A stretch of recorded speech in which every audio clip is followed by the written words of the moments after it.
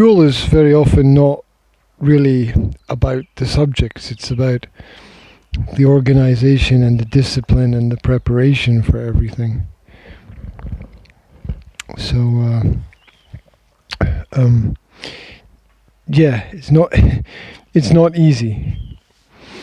It's not easy, and it doesn't get any easier either. So yeah, but general knowledge is all about relevance to the culture where you live. It's useful and practical, but you can't really give the same general knowledge test to someone who lives in Slovakia as you can to someone who lives in Britain, or someone who lives in New York, or someone who lives in Kazakhstan, or something like that. It's very much relative to where you are, because the political situations are usually a bit different from place to place, along with the cultural habits. It's hard to get a general overview, especially with the situation in modern journalism the way that it is at the moment, with a lot of people producing a lot of content, but the content is questionable whether or not there's any agenda or idea or whether there are any political motives behind the writing. The fact that people are still being tested on logic after 15 years of mathematics. You know, if you're studying a subject for 15 years and you still need to be tested on it after 15 years, it's kind of just a little bit crazy. I'm not sure that mathematics is about logic, really. Yes, there are some basic principles there, like 2 + 2 is 4, and it's always 4.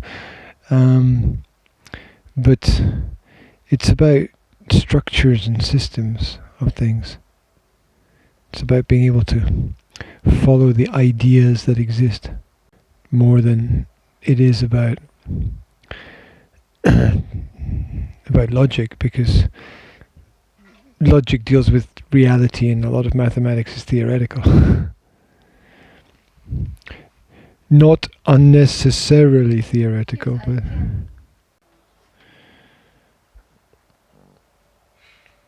so how do you feel about the exams and everything that's coming up? I don't think it should be I don't think you should be worried about it. I mean, you know what you have to do, and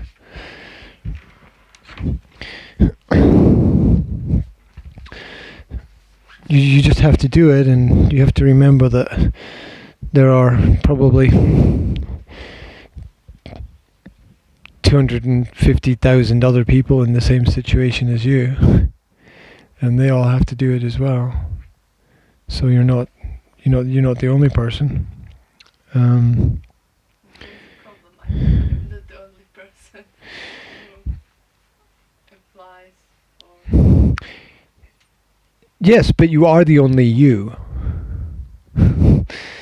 which is what makes a difference at the end of the day.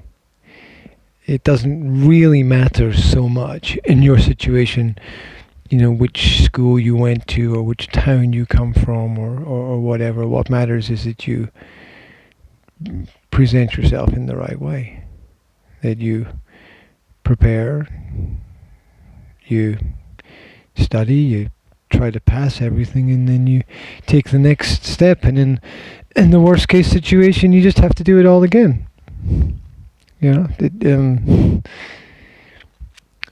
But I don't think that's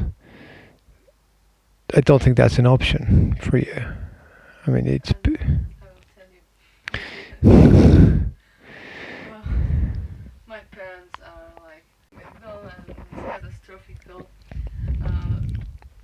scenarios, and Well, it's not really being very helpful, is it? no, it's absolutely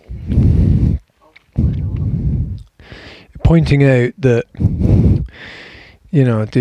pointing out the worst of the worst is not. I become stressed more and more.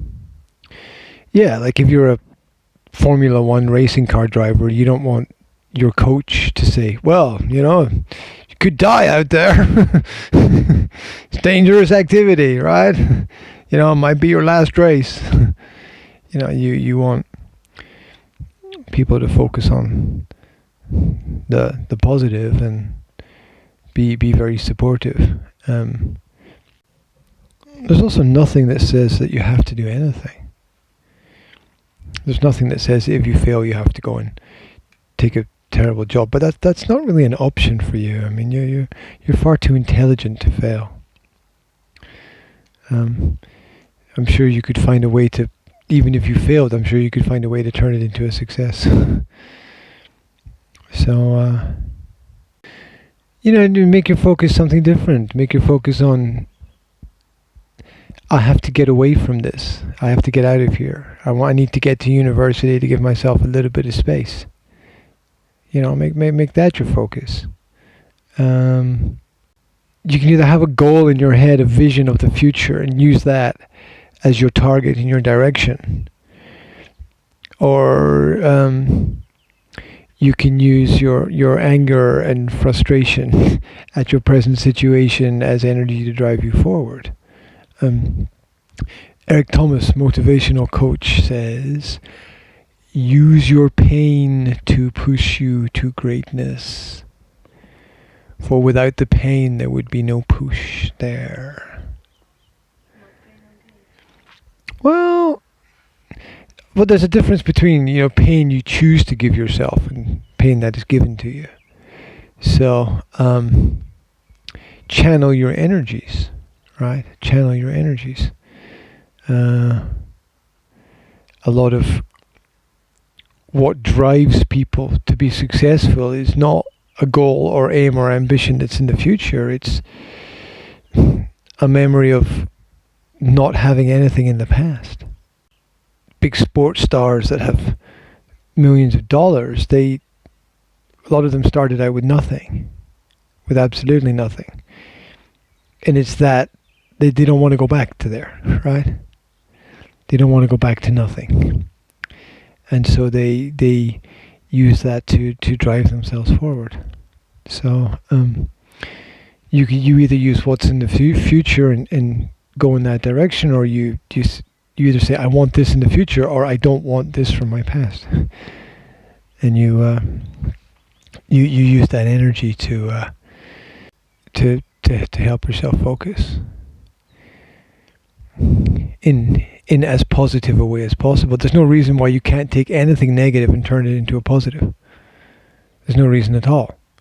I mean, that's what the intelligent brain does. That's what the intelligent mind does. It takes a situation which is negative and sees it as an opportunity to make a choice. Right? It would be worse if you couldn't choose. It would be worse if you couldn't make a difference. I often think that the real reason for school to exist is so that people can escape. They've got a chance to get away, because if school didn't exist, they'd be stuck in their family situation forever, and that's all they'd ever know. So school gives people a way out. Gives people a door that they can go through to get to a different place. That people don't have to take it, but it's there. So there are hundreds of thousands of people each year who go to university, and they're really not very intelligent. So I don't see any reason why you shouldn't get there. It's just a question of hard work, which sounds easy. It kind of sounds easy when you just hard work. It sounds easy when you say it, but you make a plan, you follow the plan. It's just like a diet, except it's your study diet for information. You make a plan, you write down what you're going to do, you calculate. Yeah, you make a plan, you write down what you're going to do, because if you don't write it down, it's in your head, and if it's in your head, it's not really real. So you write down what you're going to do, and you tick the boxes. Done. And I'm still doing that after years and years and years and years and years. I'm still doing that even today. I just last week I made a chart and put it on my board there, and I'm like, okay, each day I have to write down each day what I did, just to keep my focus, just to give myself that target for that period of time, and when that's finished, I'll start something else. That's where the mathematics comes in. The mathematics comes in when you're like, okay, I've got 2 months and I've got 8 subjects and I've got this much time, and cut it up and divide it into everything, and do it all. There's a period of time when you have to work, and there's a period of time when you don't have to work. You work to pass the exams, and then after that you can sort of do what you want. It's worth the extra effort to give yourself the bit of freedom that you need. And like, it's not so bad when I make a plan. You have to write down specifically the steps that you're going to do. That's it. In each situation that I have been in where I know that I need to focus on something to get something done, because that thing is really important, I sit down and I write the steps one by one, however simple and stupid they might seem. Like I've things like I have to plan into my week washing my clothes, because if I don't plan it into my week, I won't do it, because it's not in the plan, and I'll think of something else and end up doing something else, and I'll just forget to wash my clothes. And that's not cool, right? Because then next week you have smelly clothes that haven't been washed and you can't really wear them. So I have to put that in, and I have to write in my plan for myself. I have to write wash clothes, and then sometimes I have to write, okay, and then what I'm going to do while the clothes are being washed, and then take clothes out of washing machine, put clothes on radiator, which seem like automatic things, but I have to put them down, because if I don't write them down, they might not happen. And not because I'm stupid, it's just because life, right? So many distractions and other things going on. It's make sure that all the important things get done. That's why people have, people write lists for themselves when they go shopping. Like I see them walking around Tesco going, right, got that, and it's okay. That's kind of cool and organized. I like that, right? Because that just prevents so many problems. Like I was talking to somebody last week about health and diet, and then they're saying, I'm overweight, I need to do more exercise. I'm like, how did you get overweight? Well, I wasn't watching what I was eating. I said, okay, so what are you eating? Oh, I wasn't eating the healthy food. You can only eat what you buy. If you buy shit, you end up eating shit. So don't buy shit. You're living in family because... Yeah, but you've got to stay focused. It's yes, you live in another person's world, but that doesn't mean you have to live another person's life. So it's we need to disconnect sometimes from other people that are around about us and do our own thing. Not follow their habits. Look, if I followed my parents' habits, I'd be drinking half a bottle of whiskey a day, and I'd be completely fucked up. Okay, so now that might have been funny and nice when I was 20 to 25, but now I I played that game. I got through those levels, and now I'm at a higher level in the game. so I don't need that anymore. So so there's times when we have to, you know, disconnect to do our own thing, whether it's studying or eating our food that we prepare. Like my mother is still angry at me for, like, when I sit down at a table with her, that what I eat is not what she eats. You spend all this time preparing this food. I'm sorry, I'm vegetarian, vegan. Okay, I'm going to eat this food, and I know this food is good and healthy for me, and I'm not going to feel bad about it. Don't eat any eggs and I don't have a problem with eggs. And eggs have a lot of healthy properties, because in essence the egg is the embryo of the life, right? Right. So I mean that there are a lot of healthy properties there.